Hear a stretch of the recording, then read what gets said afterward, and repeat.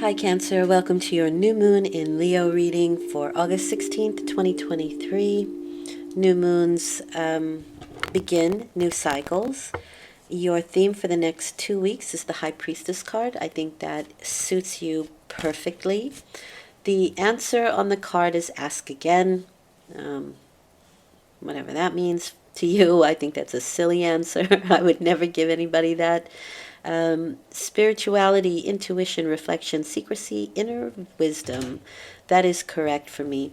The High Priestess card is like your structure, right? So if the Magician is your concept, the High Priestess is the structure that you build upon. It is your divinity, right? What you deem divine, what you think is important in the world or for you. And you build your world around that, right? So if you find that good, nourishing meal is important, you may become a chef, or you may write recipe books with natural whole foods, that kind of thing. What do you think is divine, right? A good, healthy body, that kind of thing. That's just an example, but there you go. I do agree that it is secrecy or things that are going on behind the scenes.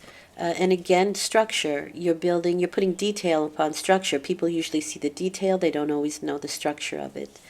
It can be psychic and intuitive energies, which again is perfect for Cancer. You're probably one of the more psychic signs, certainly intuitive, but psychic is very different than intuitive. Okay. You may feel like you kind of want to be on your own, or you're just not letting on to a lot of things that are happening. Okay, you have the Five of Cups, that are things that are beginning. So you may be starting now to turn away from any regrets and looking to what is good in your situation. This is emotional instability, but five always pushes us to find balance. That's its purpose. And for you to find balance is to pivot, to turn your attention to what is good, and to keep your attention there, to release any regrets. Learn from them, that's all well and fine, but don't lean on them and don't hold on to them. That's karma, right? When you hold on to something, that's what karma is. And so you create more of it, or like if you're holding on to resentment or to regrets, that kind of thing, then you can build karma that way. So it's to, learn from and move on. You may need to talk to somebody about it. The Ten of Pentacles can be communication, negotiations, that sort of thing. But there may have been something within the family that was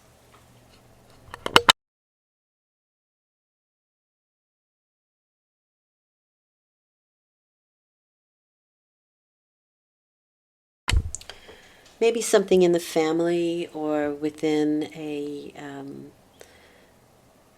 community that didn't sit right with you on an emotional level. This is daily life. So these are the people and situations and scenarios that happen through just dailies, right? Maybe you talk with a grocer, it's that kind of energy. These are the people that you see on a daily basis. But it can be community, right? It can be your coworkers. It can be financial negotiations. But there is this need to communicate something here with the Ten of Pentacles. Now, the Ten is always the end of a situation while simultaneously beginning something new. And in this case, it could have something to do with finances or health. But it is a legacy card, right? You have the grandfather, you have the parents, you have the child, the pets. There's a hierarchy here with this card. So it could be within the family unit. That's why I say that. But it can also be community. This can be the marketplace as well.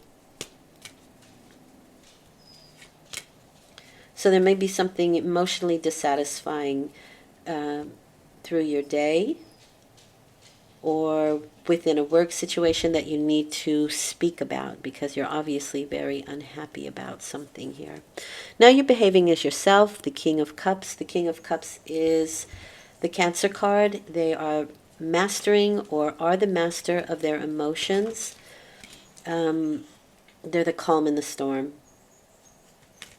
So you are behaving like yourself. You have your own energy here, which is good.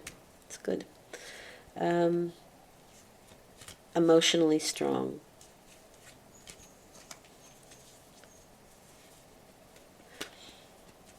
You may be the person that people come to talk to. So this may be somebody in your vicinity that's having some emotional instability. And again, maybe you're the calm in the storm because you seem to have the answers here with that Ace of Swords. The right action is the Ace of Swords. It's clarity, right?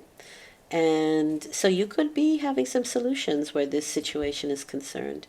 Can be financial, I told you the scenarios here, but you seem to have the solution. There's clarity with the Ace of Swords, and it is the Excalibur card, so it's triumph and security. It is my yes card, so you have a yes answer. You may be giving a yes answer.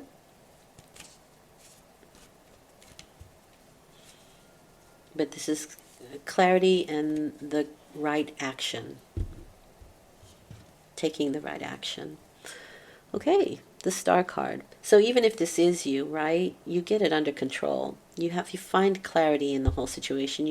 This is like taking situations into control. Like, all right, now I'm going to fix this kind of energy, or now I'm going to get out of this energy. Now I'm going to do something to get out of it. Now I'm going to, if I'm having, because sometimes this can be a dependency card. And you're like, okay, now I'm going to AA to fix it, or I'm going to this group to fix whatever it is that I'm emotionally distressed about, that I may have regrets over. Okay? The Star card is wonderful. The future looks great. You're being led to somewhere. Something's under a lucky star. Information that can come in. It's aspected by, well, it's associated with Aquarius. For me, Aquarius is very much information-oriented sign. And the Star card can be information that leads you someplace.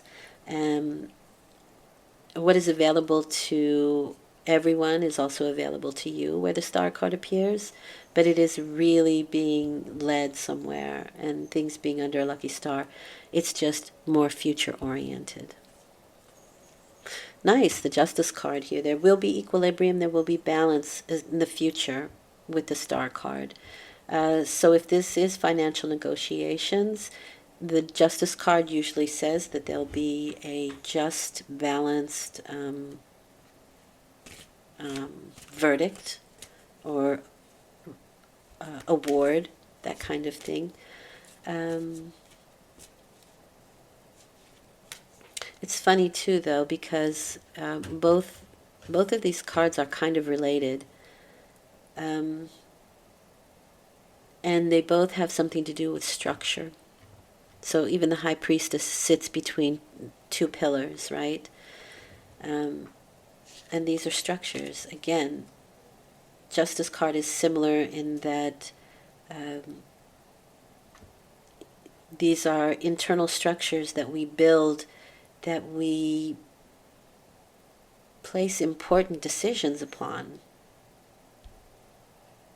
They're polarities and kind of always searching for the middle path, right? Very Buddhist. Not going to extremes, but finding the middle path here. All right, let's get some clarification. All right, for this you have the King of Wands. This is my Aries card, so this can be somebody that you're talking with or dealing with. This may even be the person who's having some emotional instability, or it can be the person that you're communicating with. These are manager type people. This is my Aries card, so it's very fiery, adventurous kind of person. They're great at managing people and situations. They're good managers. And they are the master of their passions. So, King of Wands. He's going to play an important role. Now, this is a fiery type of person, so they're usually long in features. They're probably attractive, and even if they're not physically attractive, they have a personality that you kind of want to be around. It's like warming your hands by the fire kind of energy.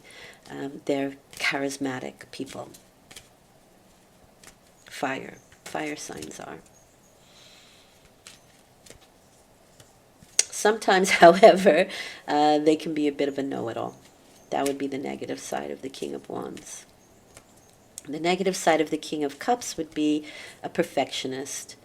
They are cardinal sign, as is King of Wands, but for some reason the King of Cups expects perfection and are usually disappointed when they don't get it. Disappointed in the situation, in the person. That's the negative side. There's much more positive with the King of Cups. Well, with anybody, really. Okay, so there's a Chariot card. All right, well, that comes in with the self-confidence, right? These are the assimilation of two opposites. Remember, we were talking about opposites here. And kind of finding the equilibrium and balance there. But this is knowing where we're going. Things are moving now. We have clarity, so we know what direction we're moving in here when the Chariot card comes up. Now, this can be actual physical travel, and it could be by water. And I know that's kind of weird these days, but there could be water involved.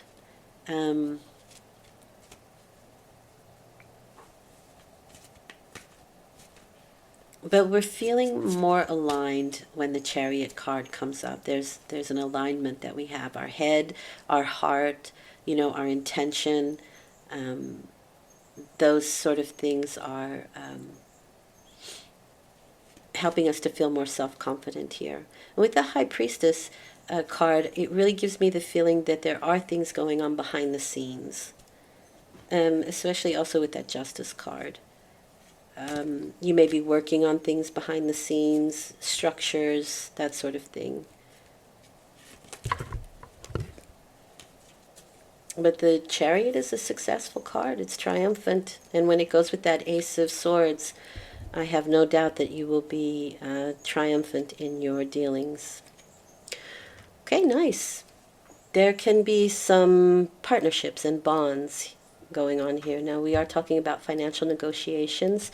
This can be work-related, but it can also be romantic.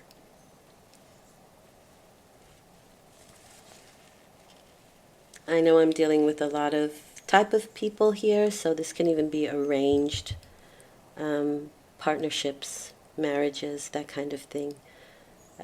But the Two of Cups are people who mirror our desires, and so it seems to me like you're going to get what you want with that Justice card and the Star card. It may take a little time, but things are under a lucky star, and the Two of Cups is really somebody who mirrors our desires, and it looks like it really works out in your favor in the end. You can meet up with somebody who wants the same things as you do in a partnership.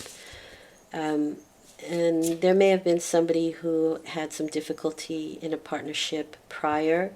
And so there is this feeling of having to talk things out here, which can be hard for a Cancer because they can be quite stoic, whereas the King of Wands will speak first and think about what they say later, right? That's the Aries card.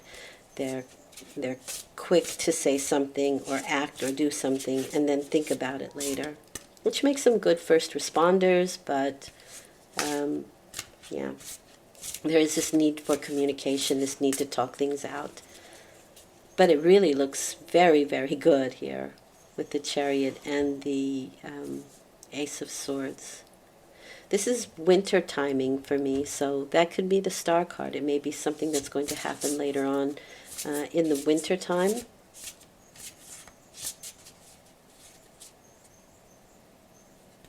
But the decision is fantastic.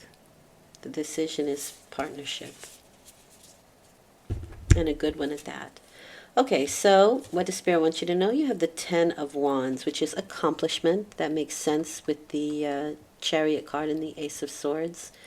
On the negative side of that, that's delegation, right? So you're carrying responsibilities for not just yourself, but for other people. So it's important for you to delegate responsibility, not to take on everybody else's stuff, right?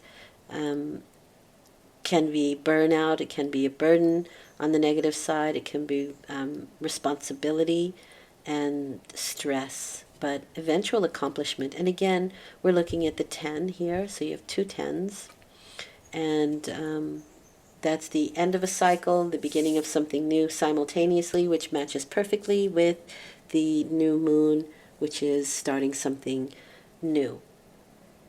And it looks like the partnership for the future looks really, really promising, really good. And that comes through your decisive action. All right. Very good. Very nice, Cancer. This is much better than the last reading we had. So nice and positive. Thank you for listening. I hope it's been helpful. It's very much appreciated. I will return in 2 weeks with a full moon reading. Until then, take good care.